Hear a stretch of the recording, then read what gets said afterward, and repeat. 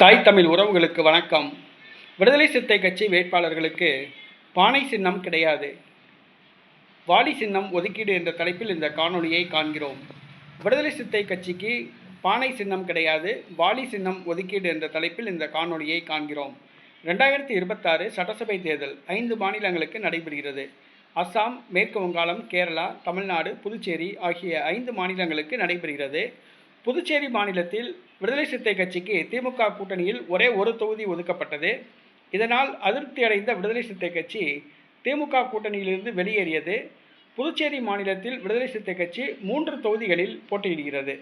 தற்பொழுது வேட்பாளர்களுக்கான சின்னம் ஒதுக்கப்பட்டுள்ளது. விடுதலை சிறுத்தை கட்சி வேட்பாளர்களுக்கு பானை சின்னம் ஒதுக்கப்படவில்லை. என்ன காரணம் என்று சொன்னால், விடுதலை சிறுத்தை கட்சி இந்திய தேர்தல் ஆணையத்துக்கு முறைப்படி புதுச்சேரி மாநில வேட்பாளர்களுக்கு பானை சின்னம் ஒதுக்குங்கள் என்று கடிதம் எழுதவில்லை என்று கூறப்படுகிறது. இதன் காரணமாக புதுச்சேரி மாநில விடுதலை சிறுத்தை கட்சி வேட்பாளர்களுக்கு பானை சின்னம் ஒதுக்கப்படவில்லை.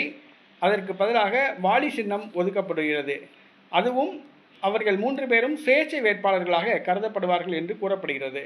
புதுச்சேரி மாநிலத்தில் பானை சின்னம் வழங்கப்படாதது அங்குள்ள விடுதலை சிறுத்தை கட்சி தொண்டர்களுக்கு அதிருப்தியை கொடுத்துள்ளது.